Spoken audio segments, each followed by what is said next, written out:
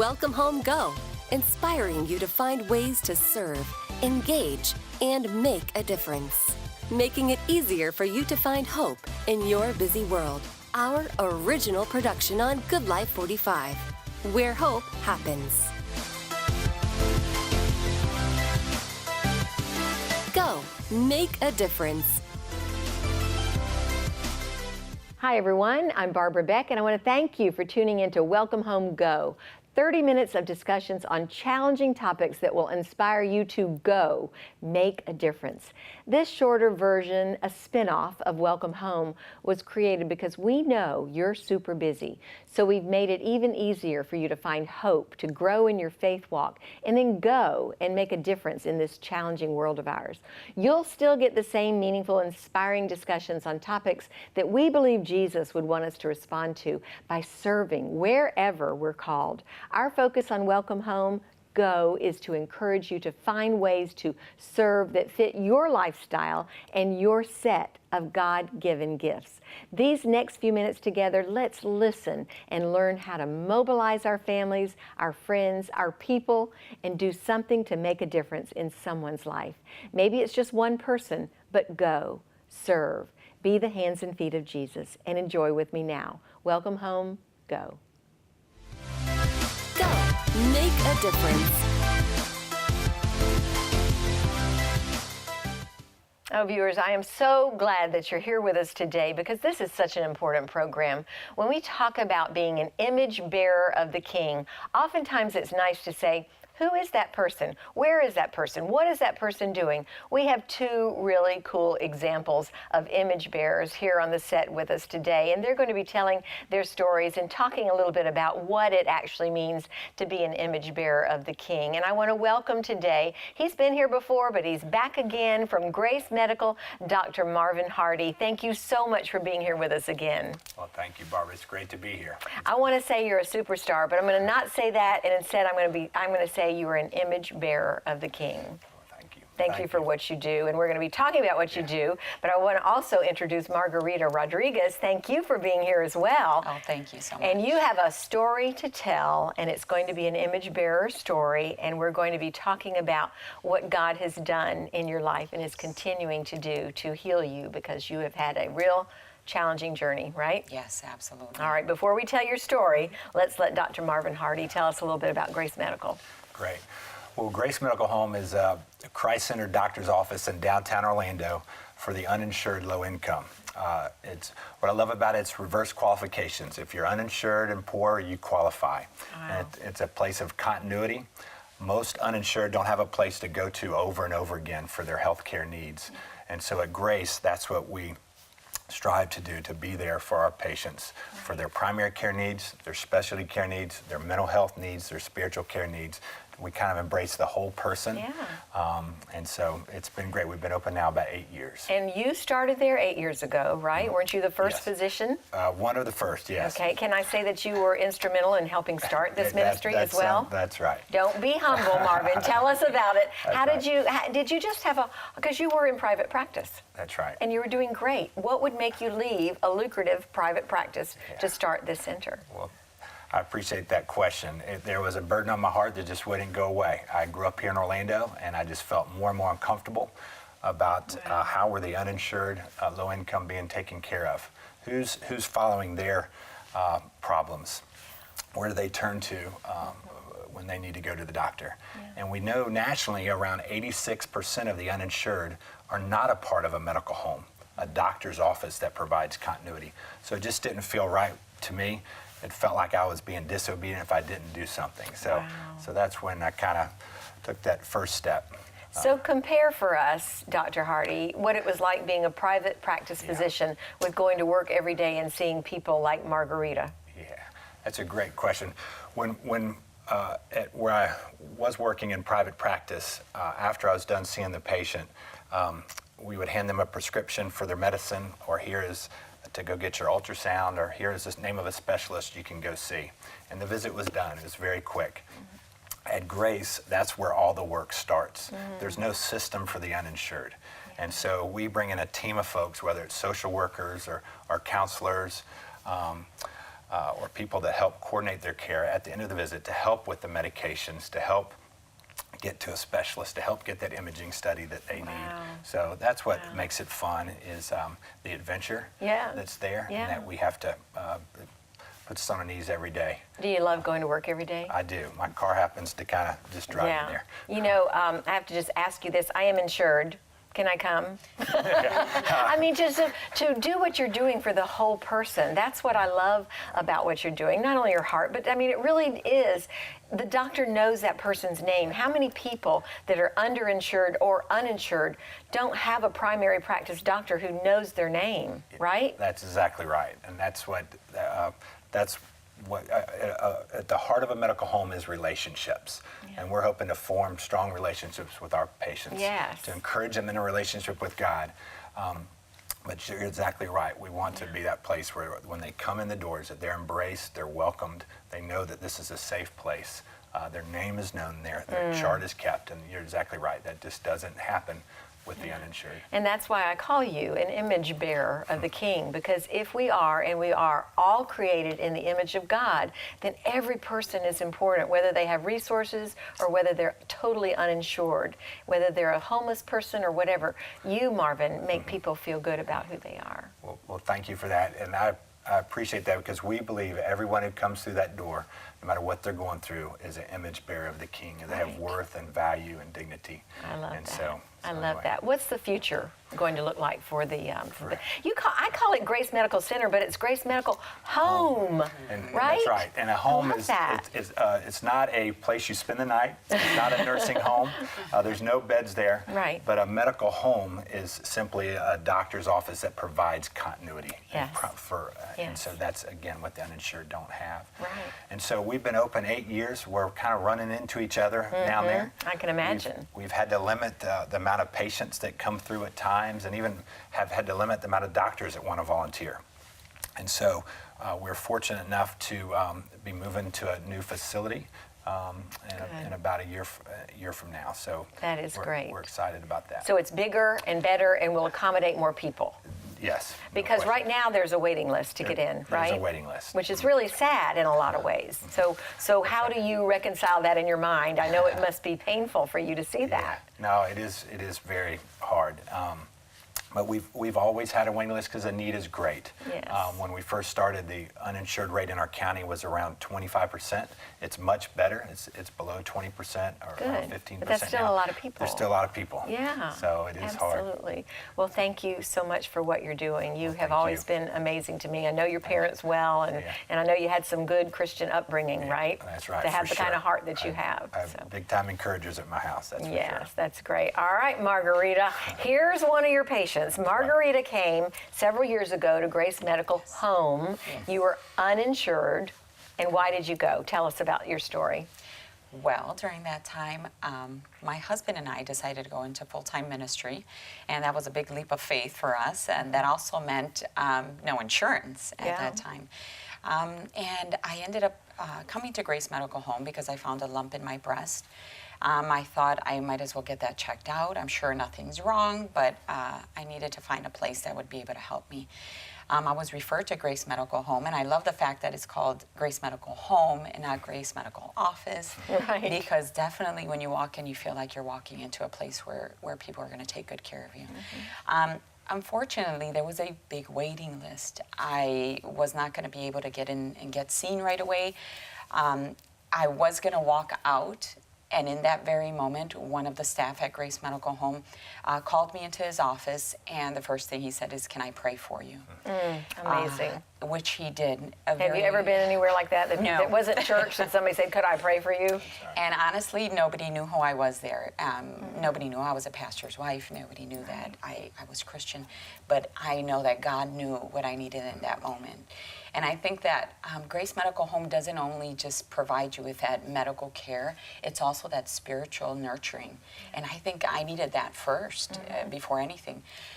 That person actually pointed the right direction, got all of my information, and that's where the journey began.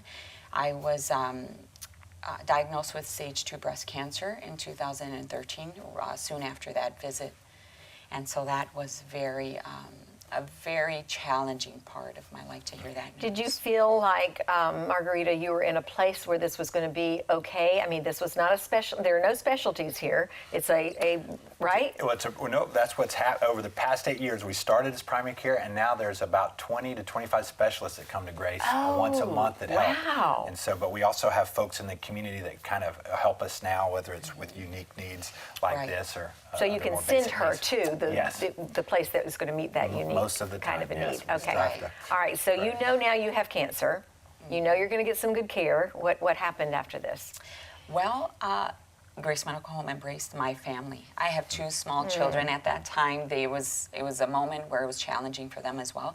And the team came through, and every time we would come in for a visit, they'd give them stuffed animals, and they'd make sure that they were cared for. If they had any questions or were dealing with any issues, they would address that.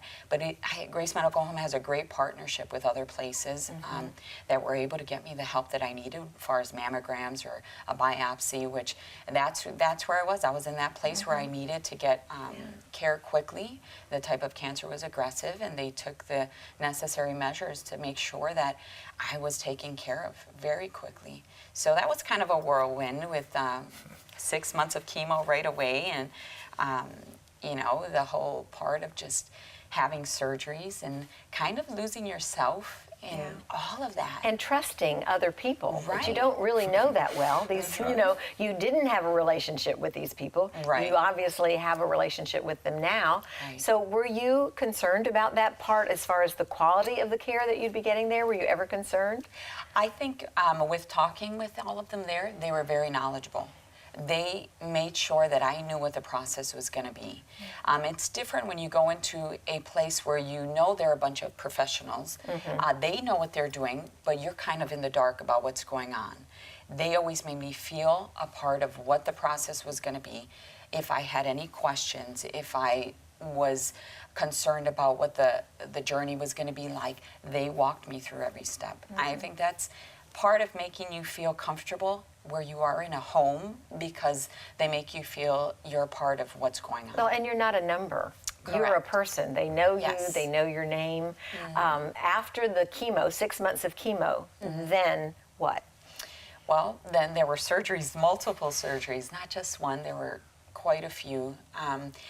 There was always that constant care afterward, because not only are you going through something medical where you have your medical needs met, and you have great physicians and you have great staff that are constantly giving you that medical attention that you need, you also have the part of the nurturing of spiritual care, where you, even though we are in ministry, my husband and I were pastors, we have always talked about faith. It's always been a big part of our lives. But when you have to live through it and have to really put it into practice, you need a core group around you that would be able to enhance what you already have there. I think that that's really one of the greatest parts about being in Grace Medical Home. Everybody's willing to pray with you. Yes. Everybody's willing to support you. And that was important for myself and for my family. And you're cancer-free now. Absolutely. Right? Yes. Praise God for Healed, that. Yes. cancer-free, That is all of great. the different ways that God brings about miracles, Yeah. it was shown forth. Well, and it is a miracle because you walked in there was a waiting list, like Dr. Hardy said. Unfortunately, there is a waiting list, but somebody in there felt like you needed some care and you needed it right away. I mean, that in and of itself, because what would you have done had you been a part of the waiting list, long waiting list, and you'd walked away? What might have happened to you? Right. And Right? honestly, I was going to walk out and not give any further attention to what was Wow. going on. I was going to hope it was going to go away and it wasn't a big Sure. deal. Not even thinking that it would be cancer. That was Yeah. the furthest thing from my mind. So I believe that in that moment, God knew exactly what he was doing. He put me in the right place at the right time. The person who actually called me to the back and made a way and helped was not supposed to be there on that day. Wow. He explains he had a meeting that actually was canceled on that morning. And so he tells me years later that in that exact moment when he saw me standing there and I was about to walk away, the Holy Spirit said, "Do not let her walk out of those doors." Wow. So Wow.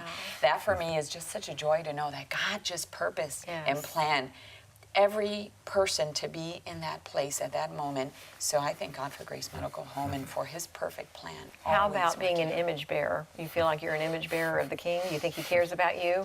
I believe that. I always say, who am I that you're mindful of me, that you would think of me? Right. But I am so grateful that I can be considered like His daughter, and that He would care about what's going on with me, and He would make sure that, you know what, even though you don't see the end of this right now, this is going to bring about something so much greater and a great story for His glory. Absolutely. I always believe that. Marvin, you said you remember Margarita walking into the office that day. Yeah, I sure do. I remember that day. I remember her in the waiting room.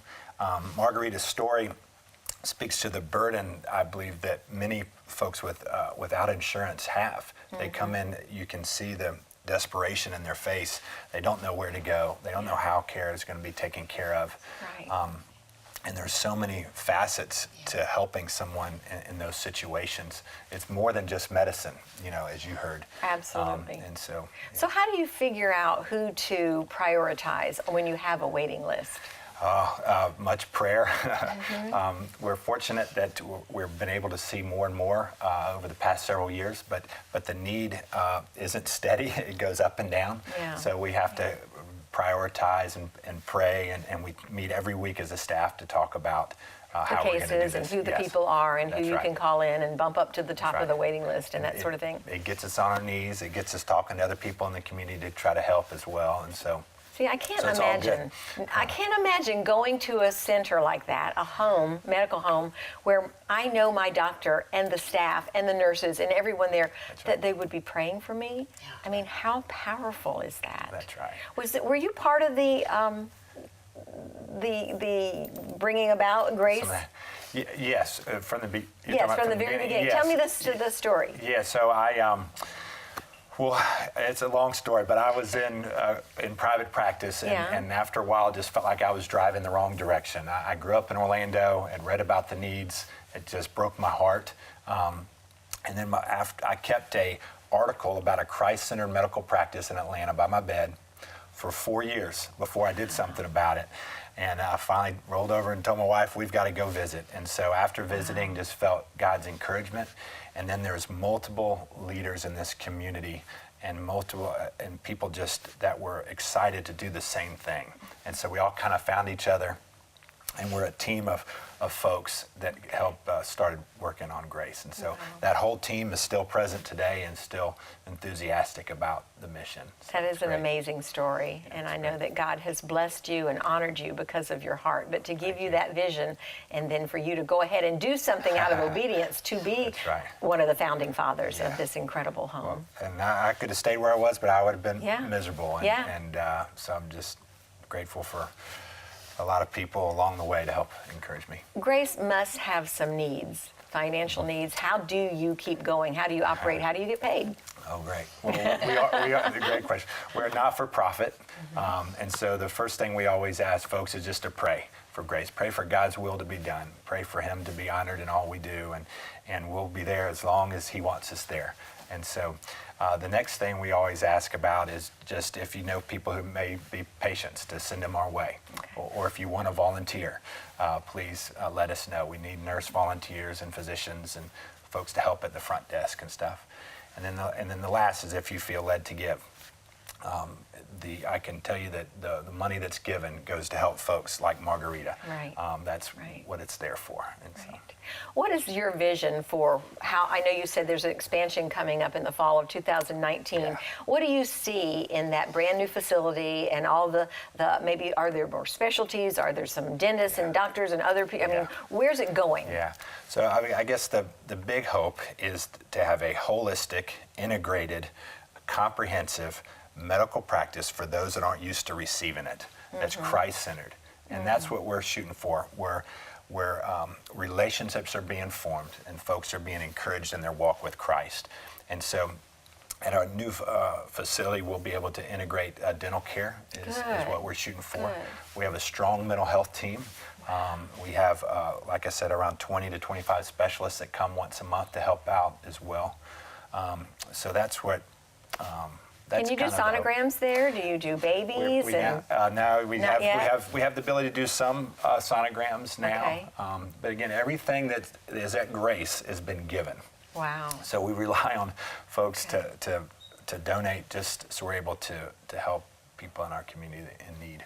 Tell me another story that has been a one that's impacted your life. I know Margarita obviously has impacted my life as well as yours, but who else? It's funny you ask that. I get that asked a lot, and there's a million stories. First of all, let me say I love going to Grace, because not necessarily to be the hands and feet of Christ, but because you get to see Jesus at Grace every day. And so that's what happens. And there was a lady just this week who came kind of like Margarita, was diagnosed with cancer, needs surgery, has been having chemotherapy, and came and this week said, I can't go through with the surgery. And the doctor's like, why? Why can't you go through with the surgery? She goes, well, I have no one to take care of my 2.5-year-old. And so we were able to rally as a team and try to figure out childcare, No way. so that she could have this surgery. And so it just shows there's so much to health. I mean, healthcare goes beyond just medicine.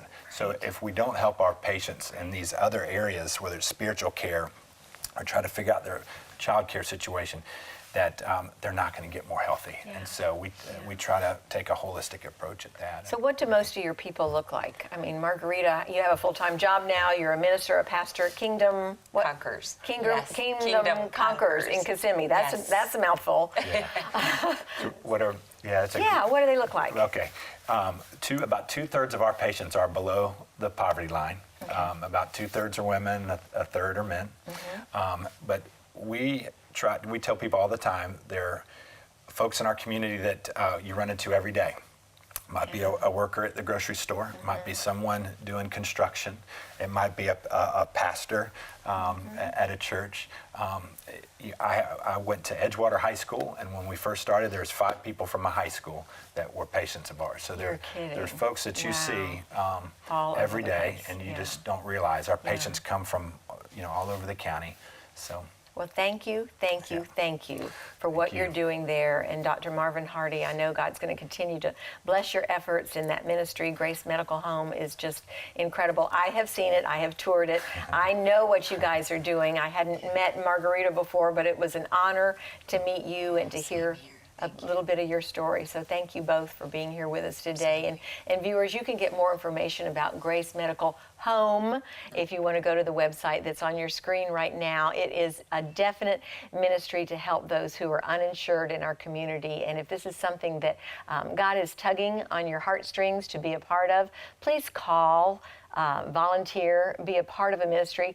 What Dr. Marvin Hardy did years ago was to give up a lucrative private practice and be a part of a ministry where he was not happy. He had no peace until he obeyed God and stepped out of what I would call a pretty comfortable situation into some place that he could really help. Well, I'm again so grateful to God for bringing them across our path today, and I hope these discussions have helped you see the power of Jesus in your own life. And because our Lord is in us, he can make a difference, not only in our lives, but in the lives of all of those that are around us. You just never know who is going to be needing a touch, somebody to love, someone to talk to. We do talk a lot here. We are pretty good at talking the talk. But after we hear about Jesus and we start growing in him, then what's next? Living as an image bearer of the King. And that's going to require some sacrifice oftentimes on our part, but isn't that part of why Jesus came? To show us how to live our lives for others rather than for ourselves. That's Jesus's ultimate mandate for our lives, for you and for me, to simply obey him by serving others and believing in him to equip and empower us to do what might seem impossible. So my encouragement to you today is to mobilize your family, your friends, your people, and do something to make a difference in someone's life. And again, maybe it's just one person, but go and serve. Be the hands and feet of Jesus, because you will get the blessing. Stay with us. We have more coming up. Go. Make a difference. Powerful words and discussions, even challenging in a lot of ways, right? Well, it certainly makes me want to re-examine my own priorities. I want to make sure that everything I'm doing is in line with God's will for my life, being involved in ministries and activities that are pleasing to my Father, and never just spinning my wheels.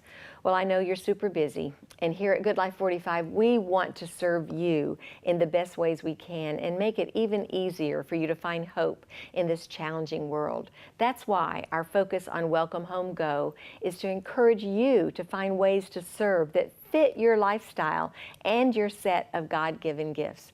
Friends, we need to be learning, applying our hearts to instruction, finding ways to be winsome to the world, but then going out and serving like Jesus would do. He would go and serve others. That's our calling.